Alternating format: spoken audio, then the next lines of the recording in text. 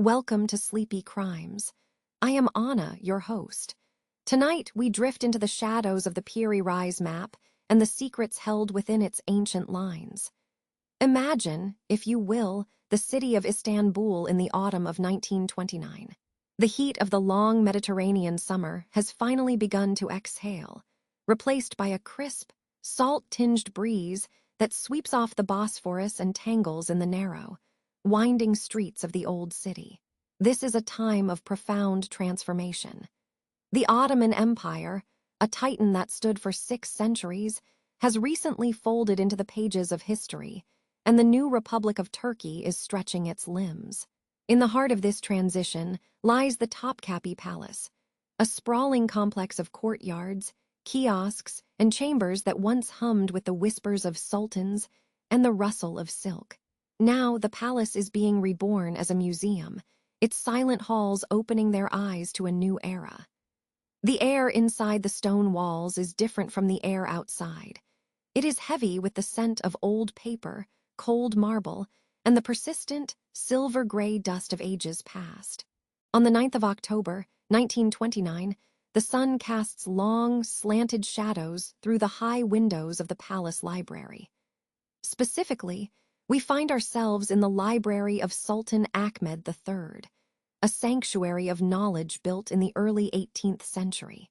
Outside, the world is noisy with the sounds of a modernizing city, but inside these thick walls, the silence is absolute, broken only by the rhythmic, soft thud of books being moved and the scratching of fountain pens on ledger paper.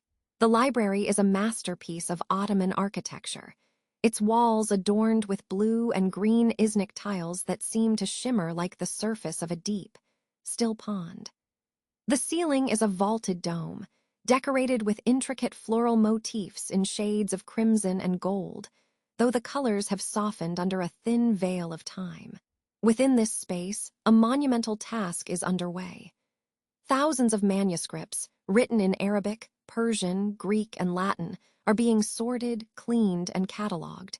It is a slow, methodical dance between the living and the ghosts of the past. At the center of this quiet storm are 2 men. One is Halil Edham, the director of the National Museums, a man whose life is dedicated to the preservation of Turkish heritage. The other is Gustav Adolf Diesmann, a respected German theologian and scholar who has been invited to help catalog the non-Islamic treasures hidden within the palace archives.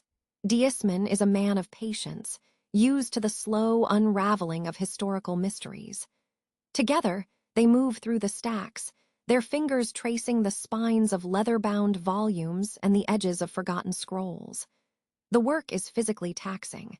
The dust is everywhere, a fine, powdery silt that clings to their clothes and tickles their throats.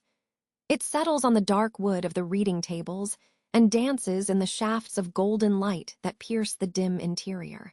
They are looking for order, for a way to categorize the chaos of centuries, yet they are about to stumble upon something that defies simple classification. As they work through a pile of discarded materials and miscellaneous papers in the library's treasury, Diesmann's hand comes to rest on a bundle that looks unremarkable at first glance. It is tucked away as if it were nothing more than scrap, a remnant of a project long forgotten. He gently pulls it from the heap. The material is not paper, but something much more durable and tactile. It is a large, irregular fragment of parchment made from gazelle skin. As he unrolls it, the skin resists slightly, having been curled tight for perhaps hundreds of years. There is a dry, raspy sound, like the rustle of dead leaves, as the parchment yields. It is stiff and cool to the touch, its surface varying in color from a pale, creamy tan to a deeper, honeyed brown where the oils of hands or the dampness of the palace walls have left their mark over the centuries.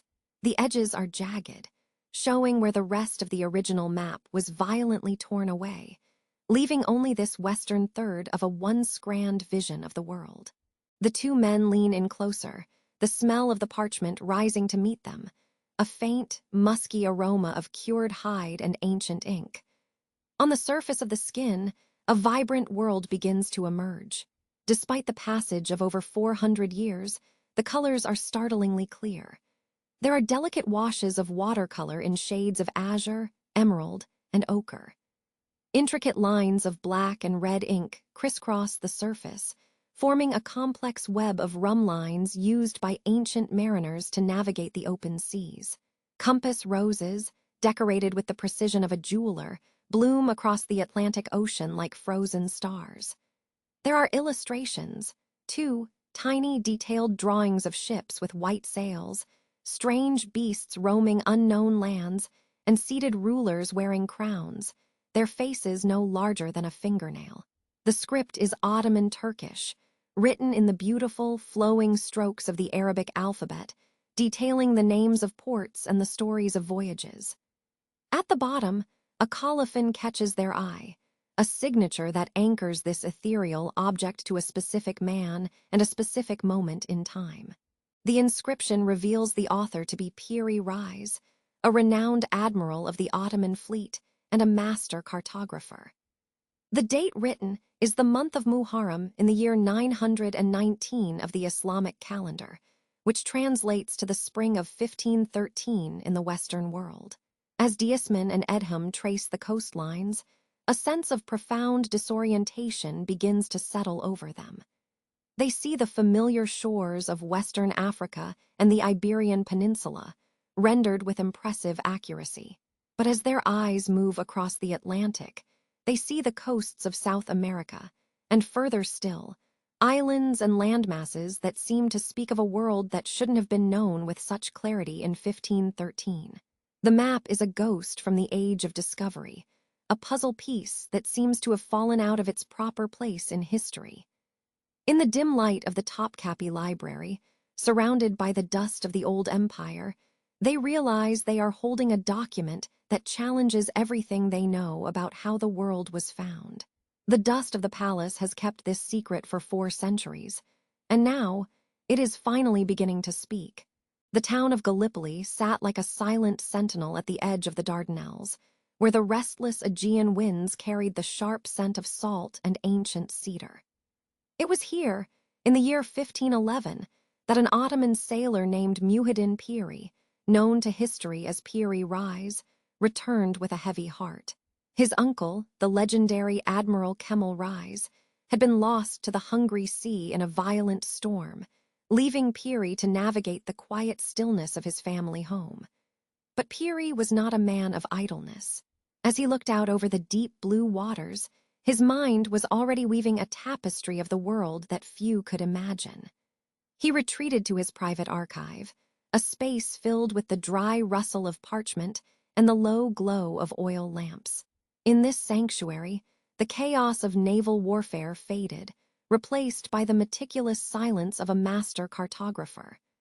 The waves outside provided a rhythmic lullaby as he began the work that would bridge continents and centuries.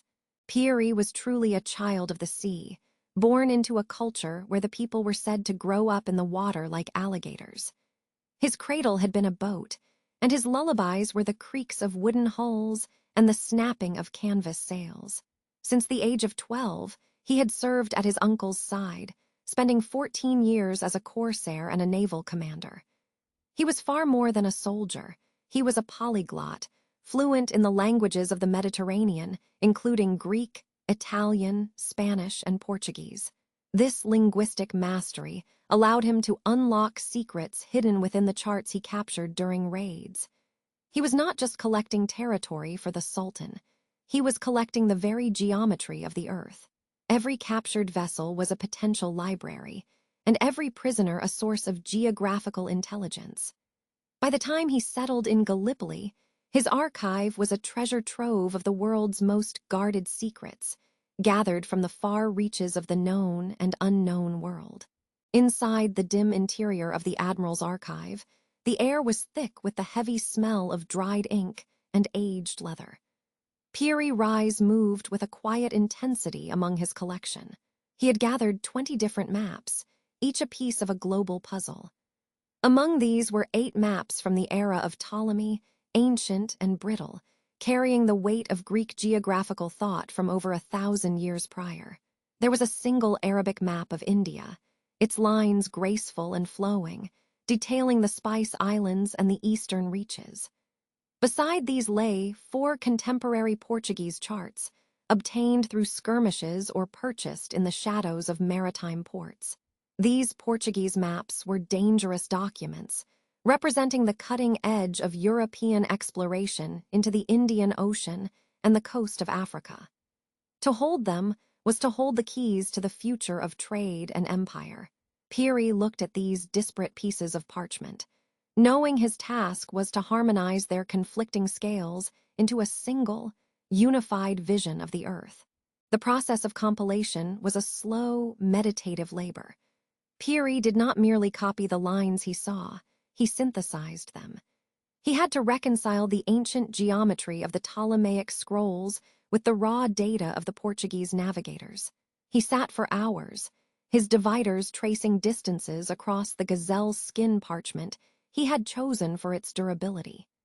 He cross-referenced the wind roses and rum lines, ensuring that a sailor could actually use his map to navigate the vast distances of the Atlantic. One can almost hear the soft scratch of his quill as he recorded the names of distant ports and the descriptions of strange lands. He was building a bridge between the Islamic cartographic tradition and the emerging age of discovery. Every line he drew was a calculated decision, a choice between the legends of the past and the cold realities of the present. He was an editor of the world, filtering out errors and stitching together truths in the quiet of his study. Among the 20 sources, one particular map held a place of profound significance.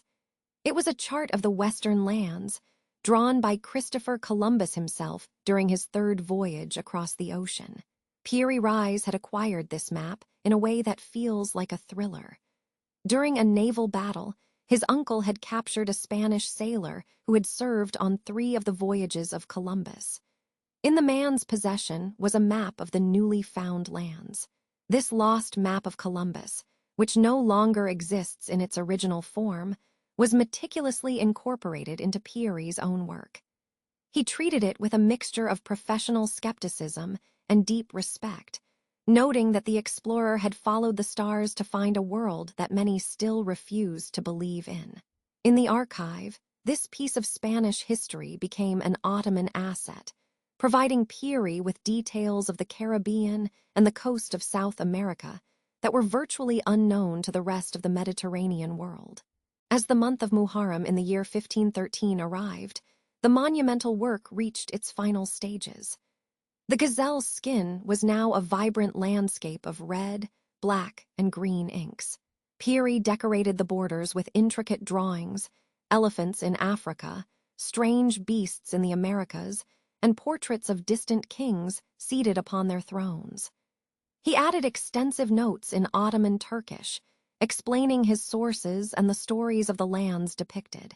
He signed his name with pride, Piri ibn Haji Mohammed, the Admiral. The map was not just a tool for the Navy, it was a gift for Sultan Selim I, a demonstration of Ottoman intellectual and naval power. When he finally set down his quill, the map was a masterpiece of intelligence and art. It stood as a testament to a man who had spent his life fighting on the waves, only to capture the entire world upon a single piece of skin.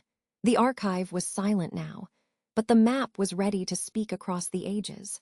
The artifact itself is a marvel of ancient craftsmanship, a physical testament to the patience of a master cartographer. As we look closer, we find that this world is not recorded on paper or canvas, but on the supple, resilient surface of gazelle's skin. Imagine the texture beneath your fingertips, the slight grain of the hide, cured and stretched until it reached a translucent, parchment-like quality. Though the fragment we possess today measures roughly 87 centimeters by 63 centimeters, it is believed to be only 1/3 of a much larger, grander vision. The edges are irregular, jagged where time and history have literally torn the world apart. Yet, the portion that remains, the western slice of the map, retains a haunting beauty. The skin has yellowed over the centuries, turning a deep, warm amber that reminds one of old honey or a sunset filtered through dust. It feels heavy with the weight of 500 years, a silent witness to the rise and fall of empires. Upon this organic canvas, Piri Reis laid down his vision using 9 distinct colors. These were not the synthetic pigments of our modern age, but inks derived from the earth and the sea. Deep indigos, earthy ochres, and vibrant cinnabar reds were applied with a precision that seems almost impossible under the flicker of a 16th-century lamp. The lines are fine, almost hair-like, tracing the contours of coasts that many in his world had never seen. In some places, the ink has bitten deep into the gazelle's skin, creating a slight relief that you can almost feel in the silence of the night. The colors have softened but remain surprisingly vivid. The blues of the Atlantic have faded to a ghostly teal, while the red mountain ranges of the New World still pulse with a quiet, subterranean energy. Each stroke was an act of devotion, a bridge built between the known and the unknowable. Woven through the geography is a dense tapestry of Ottoman calligraphy. The script is an art form in its own right, flowing, elegant, and rhythmic. Most of the notes are written in the Ottoman Turkish language using the Arabic alphabet, their graceful curves swirling around islands and across vast oceanic plains. These inscriptions are not merely labels, they are stories. They describe the inhabitants of distant lands, the climate of the Antilles, and the methods of the explorers who came before. In one corner, there is a colophon, a signature of sorts, written in a different, more personal hand. This is believed to be the direct writing of Piri Reis himself, a humble note in Arabic that bypasses the professional calligraphers of the court. It feels intimate, like a whisper across time, as if the admiral is standing just behind you, pointing out the secrets he painstakingly transcribed from 20 different source maps. The map is alive with movement, particularly in the way Piri depicts the great ocean. Scattered across the Atlantic are illustrations of ships, carracks and caravels, caught in the middle of their long voyages. They are rendered with a sailor's eye for detail, showing the intricate rigging, the curve of the sails under a phantom wind, and the sturdy hulls that braved the unknown. Interestingly, these vessels do not fly the flags of nations. In the Islamic iconographic tradition that influenced Piri, the focus was on the ship itself rather than the political symbol it carried. These ghost ships glide over the parchment, their presence suggesting a world that was becoming smaller and more connected with every passing year. You can almost hear the creak of the timber and the snapping of the canvas as they navigate the intricate web of rum lines that crisscross the water like a spider's silk. Beyond the ships, the map transitions into a realm of myth and wonder. In the uncharted territories of South America and Africa, Piri Reis populated the landscape with creatures that seem to have stepped out of a dream. There is the blemi, a headless man with eyes set into his chest, shown peacefully holding a flower as he converses with a monkey. Nearby, a dog-headed man, a cynocephalus, is depicted dancing. These were not necessarily viewed as monsters by Piri, but as wonders of God's creation, reflecting the medieval belief that the edges of the world held the most extraordinary secrets. They are drawn with a gentle, almost whimsical touch, nestled between mountains and rivers that Piri had never visited but had seen in the maps of others. These figures remind us that in 1513, the line between geography and mythology was as thin as the gazelle's skin itself. The bestiary continues with even more exotic sightings. We see the Yale, a deer-like creature with long, swiveling horns that could move independently to face any threat. There is the Bonacan, and further down, near the mysterious southern coastline, a multi-horned beast known as the Shadhavar.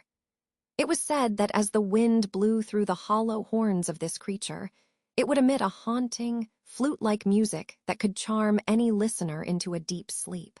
Perhaps that same wind is what we feel as we scan the 117 place names written on the map.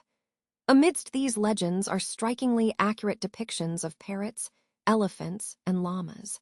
It is a strange, beautiful marriage of biological fact and folklore, a map that records not just where we were going, but what we were capable of imagining. Guiding the eye through this dense forest of information are the compass roses. 5 of them remain on the fragment, magnificent circles of radiating lines that form a windrow's network. Unlike modern maps that use a grid of latitude and longitude, this is a portolan chart designed for sailors to navigate by dead reckoning. The lines radiate outward like the rays of a cold, geometric sun, providing bearings for those brave enough to point their prows toward the horizon. The largest compass rose sits in the center of the Atlantic, its petals painted in alternating shades of red and blue. It acts as a focal point, a silent heartbeat for the entire work. As you look at the intersecting lines, you realize they are more than just navigational aids. They are the threads that hold this fractured world together, binding the old shores of Europe to the startling, new curves of the Americas. As we rest our eyes on the map, we see the culmination of a life spent at sea. Every inch of the gazelle's skin is utilized, every margin filled with a note or a mountain range. The sheer density of the work is overwhelming yet strangely calming. It is a world that has been carefully observed, meticulously recorded, and then hidden away for centuries. The map is a silent witness to the year 1513, a snapshot of a moment when the world was expanding faster than the human mind could comprehend. We see the ripples in the parchment, the faint stains of age, and the vibrant life that Piri Reis breathed into the skin of a gazelle. It is a secret world, waiting for us to decipher the truths hidden within its ink, as the shadows of the past continue to lengthen around us. Imagine the dim, flickering light of a captain's quarters in the year 1513. The air inside the cabin is thick with the scent of brine, old parchment, and the lingering smoke of a tallow candle. On the heavy oak table, the Piri Reis map is spread wide, held down at the corners by heavy brass instruments. It is a portolan chart at its heart, a tradition born from the practical, urgent needs of Mediterranean sailors. These charts were not meant for the ivory towers of scholars. They were for the calloused hands of mariners who lived and died by the winds. Feel the texture of the gazelle's skin beneath your fingertips. It is cool, slightly uneven, and remarkably resilient. The ship rolls gently on the Atlantic swells, and as the lantern swings, the shadows dance across the intricate lines. These lines, known as rum lines, crisscross the ocean like a spider's web, originating from beautifully illustrated wind roses. Each rose is a compass of its own, pointing the way through the void. In the 16th century, navigation was a slow, meditative process of observation and intuition. A sailor would look at the stars, watch the flight of birds, and note the shifting color of the water, but the portolan was his anchor to reality. Unlike modern maps that use a strict grid of latitude and longitude, the portolan used direction. Imagine a sailor in 1492 standing on the deck of a caravel. He holds a simple compass, watching the needle shiver toward the magnetic north. He then finds the corresponding line on his map, a straight path across the sea. The Piri Reis map takes this ancient tradition and expands it to the edge of the known universe. It is a bridge between the familiar, crowded harbors of the Mediterranean and the vast, terrifying mysteries of the West. Every port is labeled in fine, dark ink, the names of coastal towns crowding the edges of the land like whispers of civilizations past. Piri Reis was not just a mapmaker, he was a collector of secrets.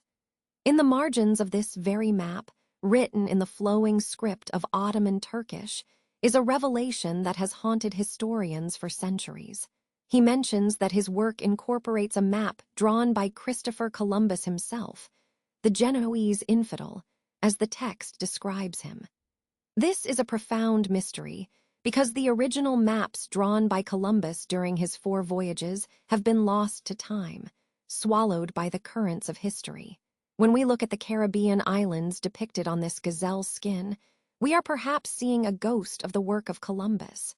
We see Hispaniola, and we see the coast of South America, and we see them through the eyes of the men who first stumbled upon them.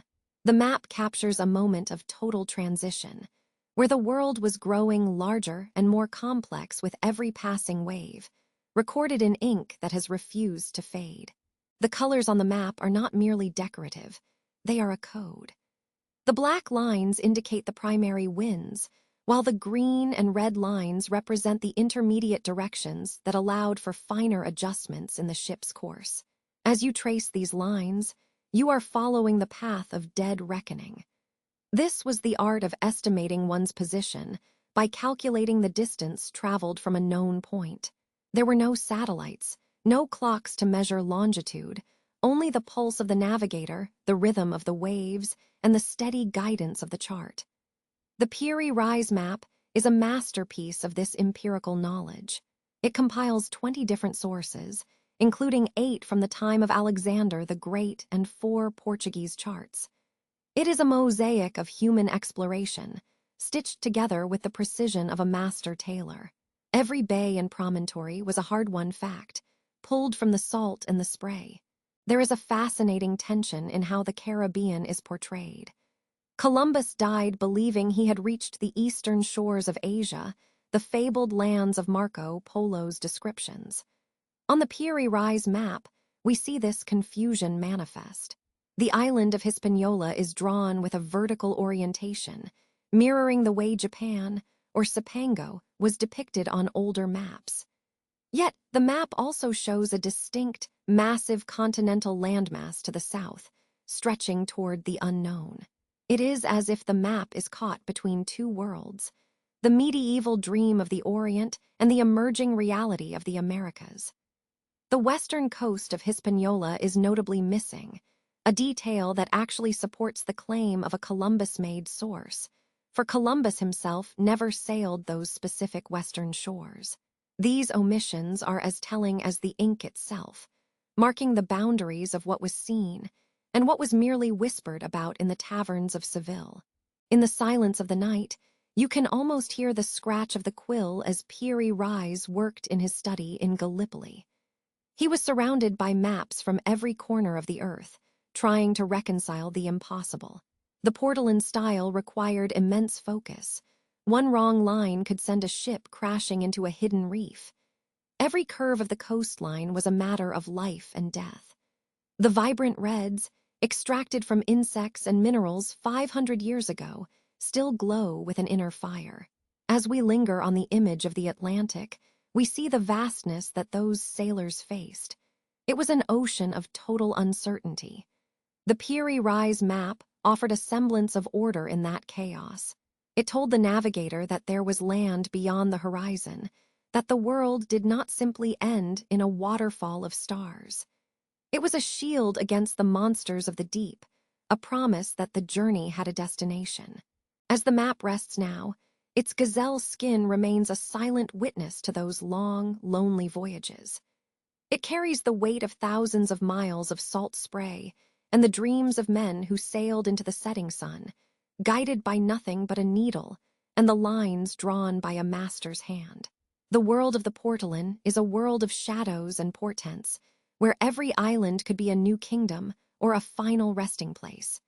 We look at these ancient lines and realize how much courage it took to follow them into the dark. The map is a testament to the human spirit's refusal to accept a blank space on the horizon. Feel the stillness of the ocean now, the deep, dark blue stretching out forever, and the map resting safely in the quiet, dusty halls of history. We are safe here, in the glow of the past, watching the tide of discovery roll in and out, over and over again. The silence in the small archival room is thick, the kind of heavy, velvety silence that only exists in places where time seems to hold its breath. It is 1956.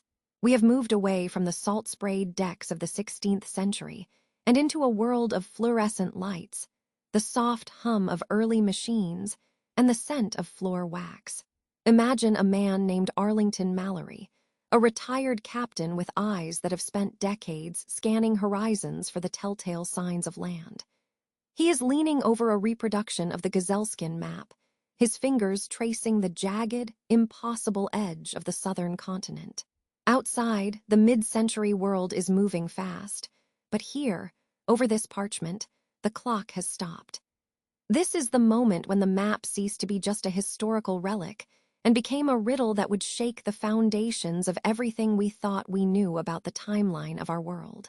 Mallory was not alone in his sudden, electric fascination.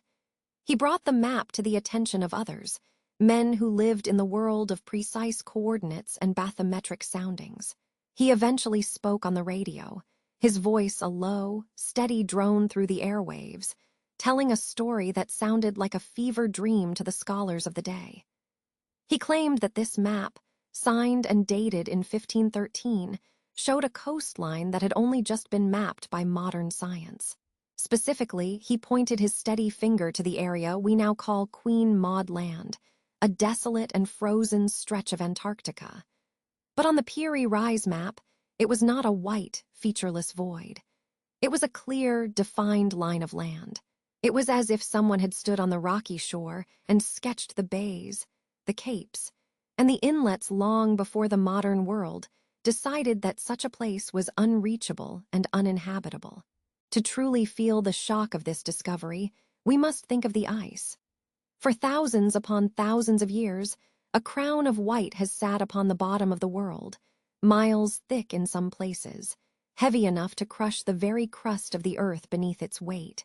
When explorers finally sighted the continent in 1820, they did not see a beach or a cliffside. They saw a wall of frozen water, a land of ghosts and biting wind. They did not see the coast itself. They saw the ice that hid it from the sun. And yet, here was the Ottoman admiral's map, showing the Princess Martha Coast with a precision that seemed to defy the passing of 500 years. Mallory's assertion was simple but terrifying to the status quo. The map depicted the continent as it looked before the ice ever arrived. It was a portrait of a green Antarctica, or at least a world where the sea still lapped against the stone of the shore. The mystery deepened even further in 1960. A professor named Charles Hapgood, a man of quiet determination and a sharp, inquisitive mind, decided to seek the ultimate validation for these strange claims. He wrote a formal letter to the United States Air Force, specifically to the unit responsible for mapping the frozen wastes from the air. He asked them a question that must have seemed absurd to the clerk who opened the envelope. Did the features on this ancient map match the land that lay hidden beneath the ice? He waited for weeks.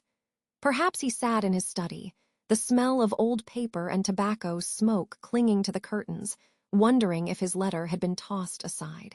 But the reply that eventually came back from Colonel Harold Olmeyer was not a joke or a dismissal. It was a stunning confirmation. The Air Force had used seismic soundings, sound waves that can peer through miles of solid ice, to map the bedrock of Queen Maud Land. Their findings were startling. The coast shown on the map was a match for the coast under the ice. Close your eyes and try to imagine that correspondence resting on a wooden desk. The crisp, official stationery of the United States military meeting the yellowed, mysterious legacy of a 16th century navigator. The letter stated quite clearly that the claim was reasonable. It admitted that the geographical detail in the lower part of the map agreed remarkably with the results of the seismic profile made by the Swedish-British-Norwegian Antarctic expedition of 1949. Think of the bridge being built across the vastness of time in that moment. On one side, modern explorers using high-tech instruments to see through a frozen veil. On the other, a mapmaker from 1513 who claimed to be copying sources even older than himself. The ink on the gazelle's skin was telling a story of a world that should not have been seen by human eyes. A world that had been buried for millennia before the first ships of the great age of discovery ever left their ports. The coast was unreachable. That is what the geologists had told us for generations. They said the ice had been there for millions of years, a permanent and prehistoric barrier that no human navigator could have bypassed. Yet the map was there, its lines certain and bold, drawn with a confidence that suggests first-hand knowledge. It did not just show a vague, rounded shape. It showed the mountains and the deep valleys that the ice now fills like a frozen river. As researchers compared the two, they began to feel a chill that had nothing to do with the temperature of the archive. If Piri Reis had used maps from the time of Alexander the Great, as his own notes claimed, then who had the original map makers been? Did they sail these freezing waters when the world was warmer? Did they see the peaks of the Shackleton Range before they were smothered in white? The air in the library grew heavy with the weight of lost civilizations and the ghost of a voyage that history has forgotten to record. We are left with the image of those researchers, their magnifying glasses hovering over the parchment in the dim light. They are looking at a phantom, a piece of land that is both there and not there. The unreachable coast is no longer just a myth or a sailor's tall tale, but a documented reality, hidden under a mile of frozen water and ancient secrets. The realization was a slow, creeping thing, a dawning light that forever changed the way we looked at the blue marble of our planet. As we drift further into the story of this map, it remains silent, its secrets locked in the curves of the ink and the grain of the skin. The questions it raises are like the Antarctic ice itself, vast, deep, and incredibly cold. But for tonight, we let the mystery rest. We let the researchers turn off their lamps and leave the archives to the quiet shadows. The coast is there, resting in the dark, whether we can reach it or not. The light of the 19th century gives way to the flickering, fluorescent glow of the mid-20th century. We move from the archives of Istanbul to the quiet, brick halls of Keene State College in New Hampshire. It is the 1950s. Inside the office of Professor Charles Hapgood, time slows to the pace of a turning page. Hapgood was a man of rigorous intellect, a professor of the history of science who found himself captivated by a single piece of evidence. He was not the first to look at the Piri Reis map, but he was the first to let it consume him entirely. He saw something in the distorted lines of the southern landmass that others dismissed as artistic flourish. To him, the map was a message from a forgotten era, a puzzle waiting for a key. This obsession began with the work of Arlington Mallory, a retired captain who suggested the map showed the coast of Antarctica. At the time, such a claim was considered preposterous.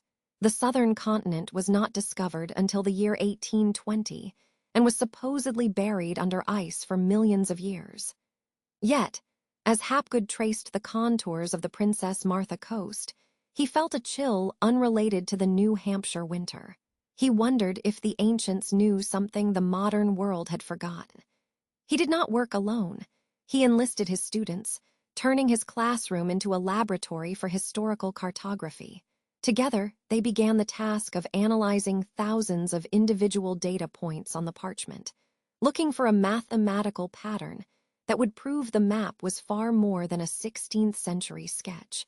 Imagine the scene. Young scholars hunched over large tables strewn with protractors and slide rules. The air is thick with the scent of coffee and the rhythmic scratching of pencils against paper. They were attempting to reverse engineer the projection of the map, a task requiring complex mathematics and deep focus. Hapgood pushed them to find the mathematical center of the grid, eventually suspecting it was calculated from a point near Cairo. As the weeks turned into months, the numbers began to align in ways that defied conventional history. They found that the longitudinal distances between Africa and South America were remarkably accurate, far exceeding the capabilities of any known navigator from the year 1513. The professor's pursuit was no longer an academic exercise. It was becoming a hunt for a ghost civilization that mastered the seas before recorded time. To validate his suspicions, Hapgood took a step few historians would dare. In the summer of 1960, he reached out to the United States Air Force. He sent a formal request to the 8th Reconnaissance Technical Squadron at Westover Air Force Base. He asked military experts to compare the features on the Piri Reis map with the latest seismic data of the Antarctic subglacial surface. At that time, the Cold War was at its height, and the Air Force used the most advanced surveillance technology available. The idea of a professor asking for help with a map drawn on gazelle's skin was unusual.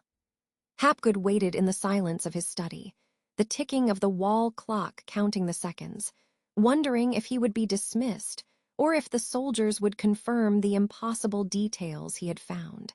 The response came in July of 1960 on official military stationery. The letter was signed by Lieutenant Colonel Harold Ohlmeyer, commander of the squadron. As Hapgood broke the seal, he found words that would ignite a firestorm. Ohlmeyer stated that the claim that the lower part of the map portrayed the Queen Maud Land coast of Antarctica was, in their professional estimation, reasonable. More shockingly, the Air Force concluded that the geographical detail in the map agreed remarkably with the results of the seismic profile made by the expedition of 1949. This meant the coastline on the map matched the land as it exists underneath the ice. The implication was staggering. Someone had mapped Antarctica when it was free of the glacial shroud, a condition that scientists believed had not existed for many thousands of years. This confirmation propelled Hapgood into a deeper mystery. He developed a radical theory suggesting that the outer shell of the Earth could shift, moving continents into new climates. He even corresponded with Albert Einstein, who found the idea intriguing. In the quiet of the college library, the professor began to piece together his masterpiece, Maps of the Ancient Sea Kings, published in 1966. He envisioned a world where a maritime civilization had charted the entire globe before the ice came.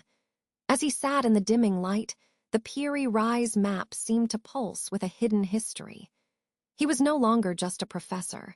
He was a gatekeeper to a past that should not exist. A man haunted by the accuracy of a phantom coast that whispered secrets from beneath the frozen waste of the southern pole. The transition from theoretical speculation to hard, scientific inquiry required a bridge that few scholars were willing to cross. For Professor Hapgood, that bridge was built from the very same parchment that had haunted his dreams for years. As he looked closer at the southern extremities of the Piri Reis map, he noticed a shoreline that felt too intentional to be a mere flight of fancy. It was a jagged, intricate border that seemed to defy the simplistic, rounded edges common in 16th century cartography. To understand what he was seeing, he knew he had to step away from the dusty libraries of the university and seek the perspective of those who mapped the world not for art, but for survival. He needed the eyes of the military, specifically those who possessed the most advanced surveying technology of the mid-20th century. In the quiet of his study, he drafted a letter that would eventually alter the course of the mystery forever, reaching out to the men who monitored the most desolate corners of our planet from the safety of the sky. The response arrived on the 6th of July, 1960. It was a formal piece of correspondence from the United States Air Force, specifically from the 8th Reconnaissance Technical Squadron of the Strategic Air Command. The letter was signed by Colonel Harold Z. Ohlmeyer, a man whose daily life was governed by the cold, hard facts of aerial photography and topographical verification. The content of his reply was nothing short of staggering. Ohlmeyer confirmed that the geographical detail depicted in the lower section of the map agreed very remarkably with the results of the seismic profile made across the top of the ice cap by the Swedish-British-Norwegian Antarctic expedition of 1949. The Air Force had reviewed the unusual features of the map and concluded that the claim was reasonable. They stated that the lower part of the map portrays the Princess Martha Coast of Queen Maud Land and the Palmer Peninsula with a precision that seemed impossible. This was no longer just a theory by a lonely academic. It was a verification by the highest authorities of global surveillance. To truly grasp the weight of this confirmation, we must imagine the landscape of Queen Maud Land as it exists today. It is a world of blinding white, where the wind howls across a wasteland of ice that stretches for thousands of miles. In some places, this frozen shroud is over 1 mile thick, a heavy, unmoving blanket that has crushed the earth beneath it for eons. To the naked eye, the actual coastline of the continent is invisible, buried deep under the shelf where the land meets the sea. Before the 1949 expedition, no one knew for certain what lay beneath that ice. The explorers of that era had to use seismic soundings, a process of sending powerful vibrations deep into the ground and listening for the echoes that bounced back from the solid rock below. They were essentially using sound to see through the darkness, creating a ghostly blueprint of a continent that had been hidden from human sight for thousands of years. And yet, this blueprint appeared to have been drafted on a gazelleskin map 400 years before the first modern explorer ever set foot on the Antarctic ice. The map depicts mountain ranges, peaks, and valleys that align with the subglacial topography of the region. It suggests a world where the Princess Martha Coast was not a wall of ice, but a living shore. Hapgood argued that for such a map to exist, someone must have surveyed the land when it was free of its frozen burden. This raises a terrifying and beautiful question. If the ice cap has been in place for millions of years, as mainstream geology suggests, then who was there to map it before the ice arrived? The seismic profiles revealed a rugged terrain of ancient riverbeds and stony plateaus, a land that would have been hospitable to life. In the mind of the researcher, the Piri Reis map was not just a historical artifact. It was a window into a deep, forgotten past. He began to see the parchment as a frozen blueprint, a record of a time when the world was shaped differently, and the Great Southland was a green and rocky reality rather than a mythical curiosity. The precision of the ink lines suggested a technology that could penetrate the mysteries of the Earth, much like the sonar and radar of the 1960s. As we sit in the silence of the present, the implications of this discovery begin to settle like falling snow. If the map is accurate, it implies that the source maps Piri Reis mentioned in his notes were far older than even he realized. He spoke of charts from the time of Alexander the Great and ancient Portuguese records, but even those would be too modern to capture an ice-free Antarctica. We are looking at a chronological paradox. The scientific community struggled to reconcile the Air Force's findings with the established timeline of human civilization. Some suggested that the map was simply a lucky guess, or that the resemblance was a coincidence born of the mapmaker's imagination.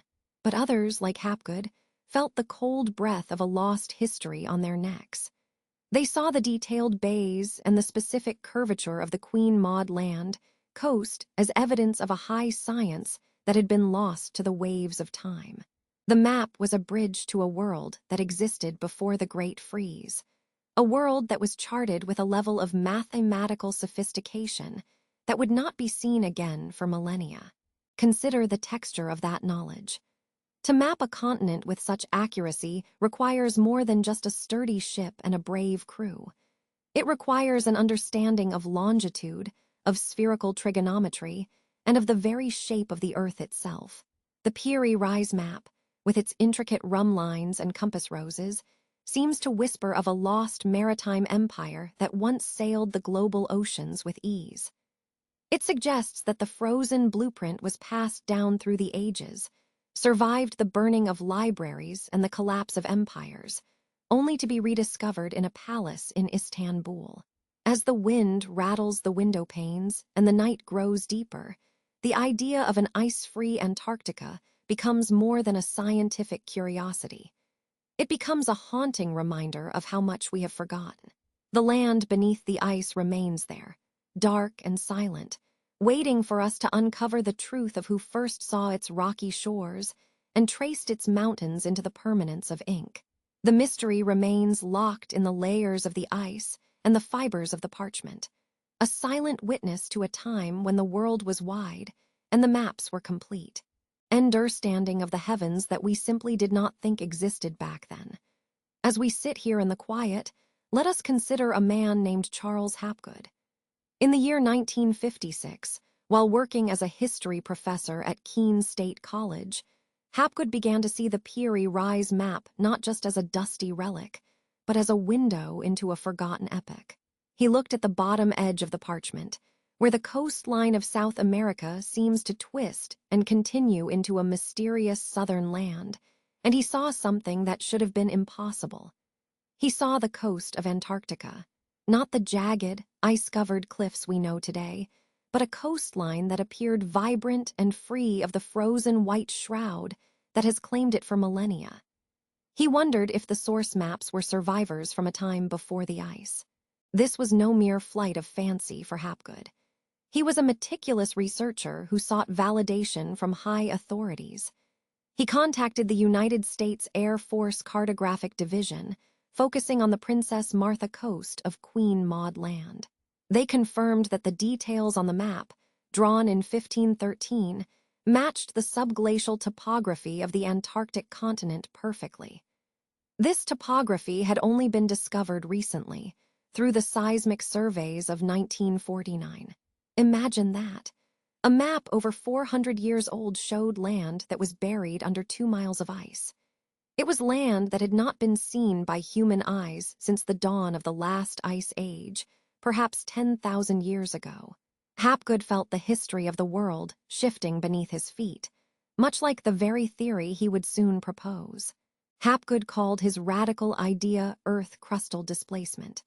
He suggested that the outer shell of our planet could occasionally slide over the inner layers, much like the peel of an orange might shift around the fruit inside. This movement would be a relatively rapid displacement that could move entire continents into different climatic zones in a matter of centuries. If the crust had shifted, then Antarctica might have once sat much further north, bathed in the warmth of a temperate sun, inhabited by a civilization that we have since forgotten. He imagined these ancient people as the first masters of the sea, a global culture of navigators who charted the entire globe with a precision that would not be matched for thousands of years. These were the true mapmakers of the ancient world. Hapgood found a supporter in one of the most brilliant minds ever, Albert Einstein. The two men exchanged letters throughout the early 1950s. Einstein was genuinely intrigued by the mechanics of the theory. He even wrote a foreword for Hapgood's book, The Earth's Shifting Crust, which was published in 1958. Einstein noted that the unsymmetrical distribution of ice at the poles could create enough centrifugal momentum to cause the crust to slide. While mainstream geology would eventually move toward plate tectonics, the fact remains that, for a brief moment, the most famous physicist in history was contemplating the possibility that the world had literally turned upside down, hiding the ruins of a lost world beneath the crushing weight of the polar ice. It was a theory that challenged everything. As we dwell on this, think of the sea kings that Hapgood described. They were not just sailors, they were mathematicians and astronomers of the highest order. To create a map like the one Piri Reis compiled, they would have needed a way to calculate longitude with incredible accuracy. This was a feat that was notoriously difficult and not officially mastered by our modern world until the 1800s. Yet, here it was, etched onto Gazelle's skin in 1513, derived from sources even older. These maps were the inheritance of a world that existed before the Great Flood of legend, a world where the oceans were highways rather than barriers. They sailed across the Atlantic and down to the shores of a green Antarctica, leaving behind only these echoes in ink for us to find. Hapgood believed that the Library of Alexandria once held the original master charts of this civilization. When that great library burned, the maps were lost, but not entirely. Fragments were copied and passed down through the hands of Greek geographers and Arab scholars. By the time they reached Piri Reis, they were fragments of a shadow world. As you drift toward sleep, imagine those ancient ships, their sails catching a wind from a time before the ice. Imagine the quiet scratch of a quill on parchment as a navigator marks a coastline that is now buried under a mile of frozen silence.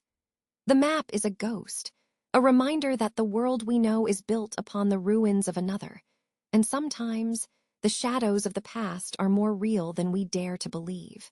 As we move further into the narrative of the Piri Reis map, we leave behind the flickering oil lamps of the Ottoman Empire and step into the sharp, cool light of the middle 20th century. It was an era of satellite dreams and rigorous scientific inquiry, a time when the world was being re-examined through the lens of modern technology. The transition from historical curiosity to scientific enigma began in earnest during the late 1950s. Charles Hapgood, ever the persistent seeker of truth, realized that to validate his radical theories, he needed more than just the intuition of a historian. He needed the precision of those who mapped the earth and the heavens for a living. He needed the verdict of the cartographic experts who served within the highest echelons of the United States military. This was a shift from the dusty, quiet halls of the library to the sterile, high-stakes environment of aerial reconnaissance and global strategy. In the summer of 1960, specifically on the 6th of July, a letter arrived at the 8th Reconnaissance Technical Squadron of the Strategic Air Command, located at Westover Air Force Base in Massachusetts. This was not a typical request for the military. Professor Hapgood had sent his manuscript and copies of the 1513 map to the commander, asking for an evaluation of certain unusual features that defied conventional explanation. Imagine the scene within that base. The low hum of air conditioning, the rhythmic clatter of heavy typewriters, and the smell of ozone and blueprint ink. On the desk of Lieutenant Colonel Harold Ohlmeyer, the commander of the squadron, lay the gazelle-skin map of an Ottoman admiral, a relic from nearly 500 years prior, being scrutinized by men trained to identify secret missile silos and hidden runways from miles above the earth. They were the masters of the bird's-eye view, the gatekeepers of modern geography. The analysis performed by the Air Force technicians was exhaustive and startling. They did not dismiss Hapgood as a dreamer.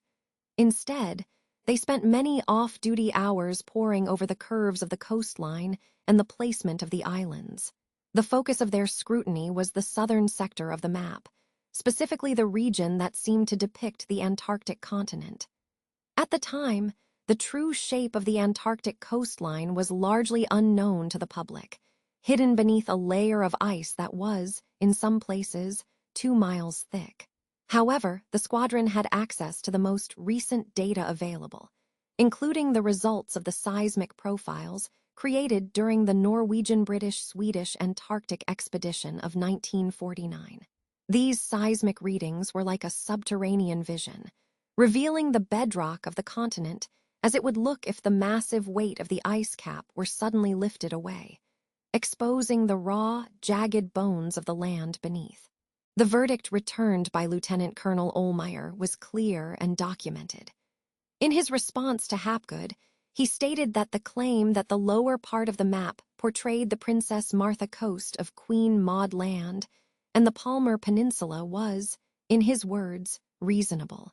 The squadron found that the geographical details shown on the 1513 map agreed remarkably well with the seismic profile of the subglacial topography. This was a stunning admission. It suggested that the original source maps used by Piri Reis must have been drafted at a time when the Antarctic coast was free of ice. This placed the creation of those primary documents thousands of years in the past, long before the rise of any known civilization capable of such a feat. The Air Force experts were essentially confirming that the map possessed a level of accuracy that was chronologically impossible, an anomaly that modern science could not easily explain away. Beyond the physical geography, the cartographers were struck by the mathematical sophistication of the map's construction. Hapgood and his team, working with experts from the Massachusetts Institute of Technology, determined that the map was likely based on an azimuthal equidistant projection.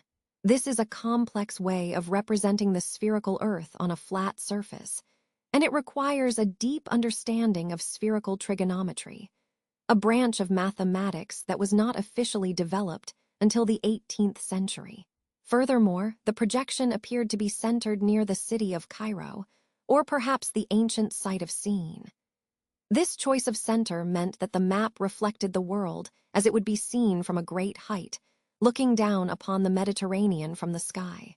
To the men of the 8th Reconnaissance Technical Squadron, who lived in a world of aerial photography and high-altitude surveillance, the perspective of the Piri Reis map felt hauntingly familiar, as if it had been composed by a precursor to their own technology. As the investigation deepened, the mystery only grew more profound.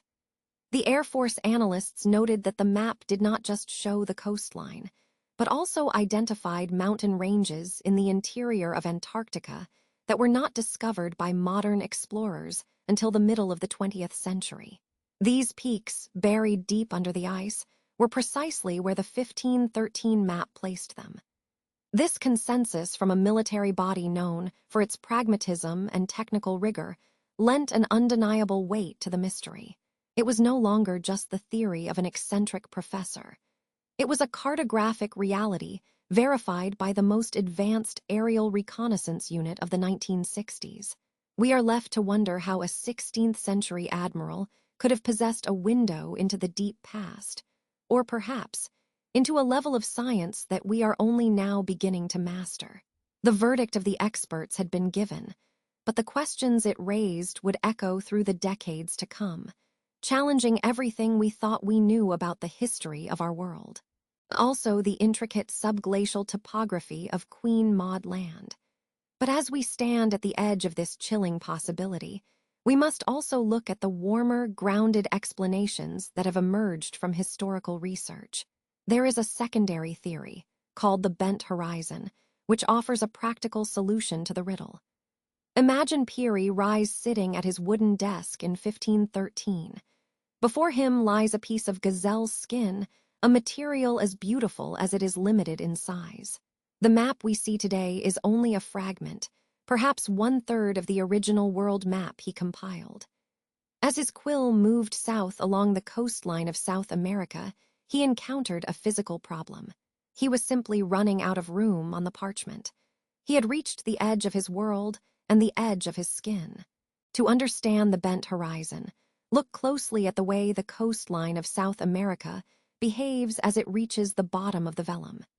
In the upper sections, the line is confident and vertical, tracing the bulge of Brazil with surprising accuracy for the early 16th century.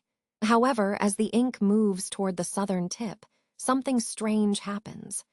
The coastline takes a sharp, 90-degree turn to the east. To the proponents of the Antarctica theory, this is the beginning of the frozen continent. But to skeptics, this is a master cartographer making a strategic choice. They suggest that Piri Reis, rather than ending the map abruptly, chose to bend the remaining coastline to the right. He rotated the land of Patagonia so that it could fit within the horizontal margins of the skin he had left. If you were to take the map and perform a simple mental exercise, the mystery begins to shift. Imagine grasping that eastern bending tail and rotating it downward into a vertical position. When this is done, the jagged edges of the supposed Antarctic coast begin to transform. They suddenly align with remarkable precision to the actual eastern coast of Argentina. The bumps and bays that some believed were subglacial mountains start to look like the real, wind-swept shores of the southern Atlantic. In this view, the map does not show a continent lost under miles of ice, but rather a continent found and then distorted by the limitations of the medium. The mystery is not how he knew about Antarctica, but how he had such detailed information about the southern reaches of the Americas long before they were officially charted. This theory is bolstered by the notes Piri Reis left in the margins. He documented using 20 different source maps to create his work.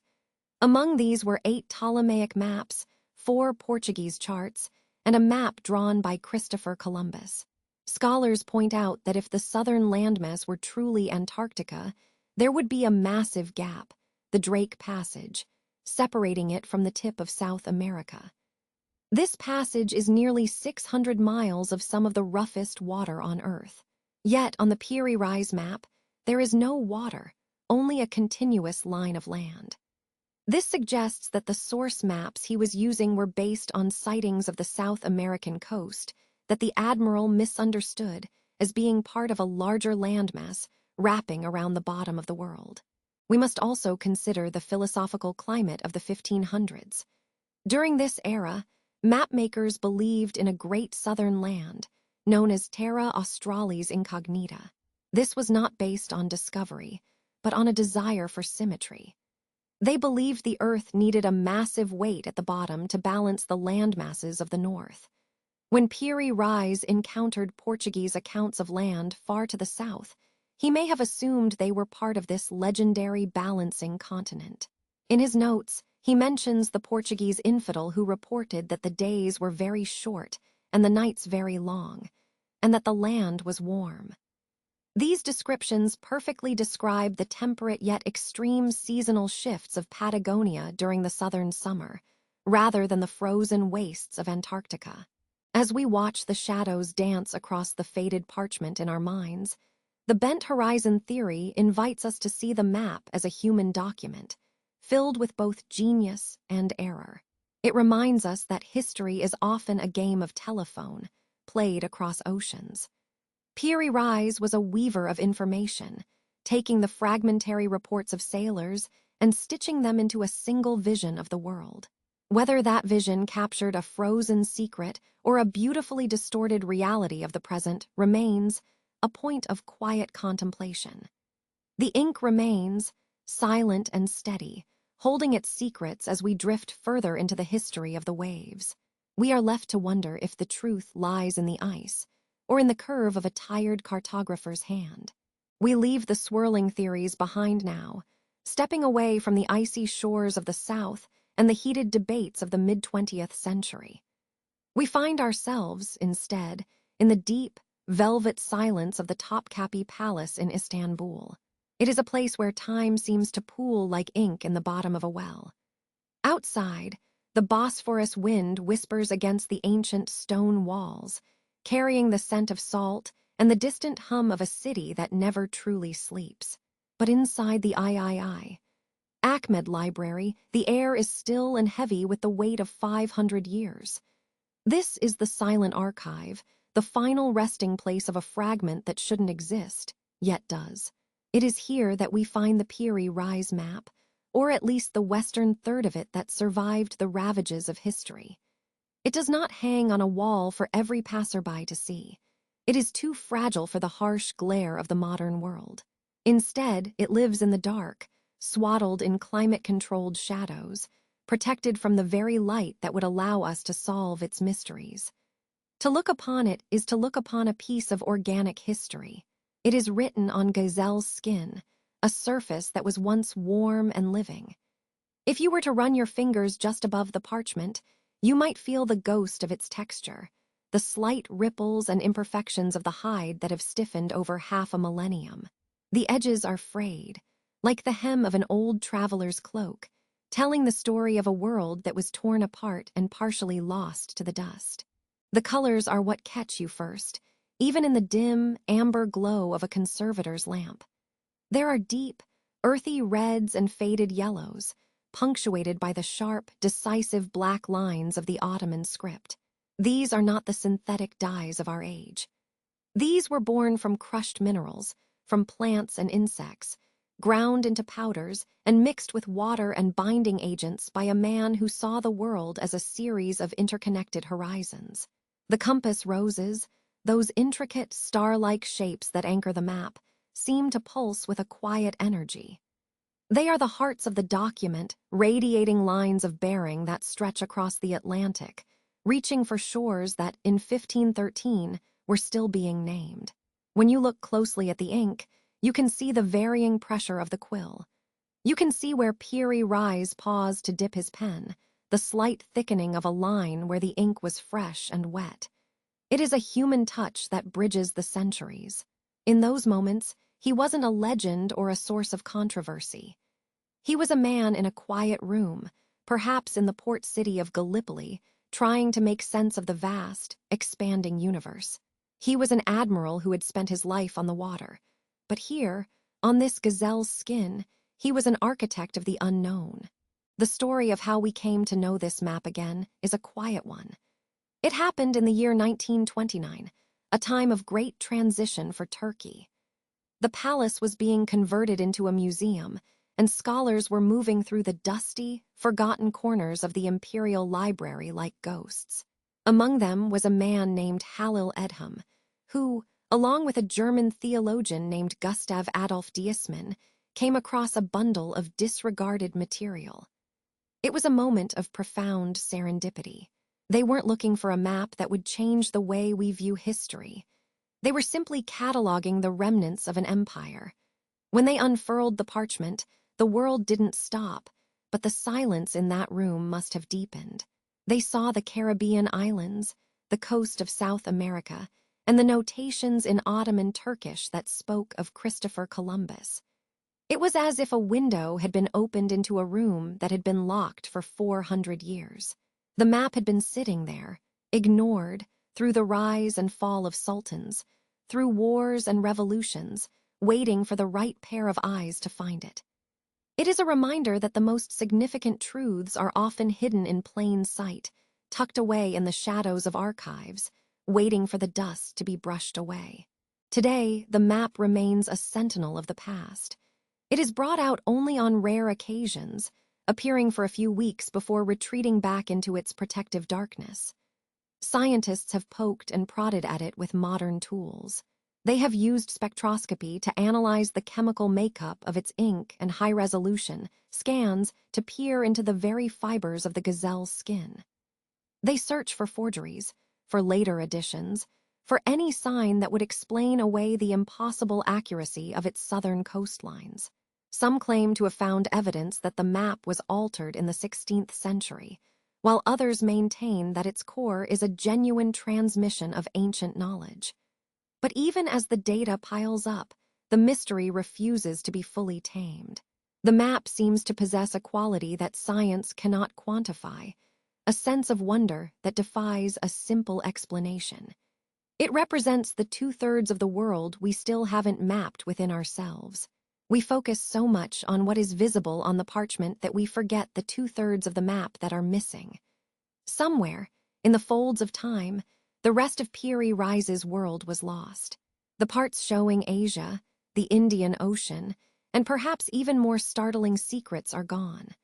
We are left with a fragment, a beautiful, haunting piece of a larger puzzle that we may never complete. As we sit here in the quiet of our own night, the Piri Reis map serves as a bridge. It connects the world of the ancient explorers to our modern craving for the unknown. It reminds us that history is not a finished book, but a series of loose pages, some of which are still drifting in the wind. The silence of the archive is not an empty silence. It is a full one, thick with the possibilities of what we have yet to discover. We may never know for certain if Piri Reis looked at maps from the time of Alexander the Great, or if he possessed a chart drawn by the hand of Columbus himself. We may never know if the coast at the bottom of the world was meant to be Antarctica or simply a distorted dream of a southern continent. And perhaps that is the way it should be. Some things are more beautiful when they remain just out of reach, shimmering in the half-light of history.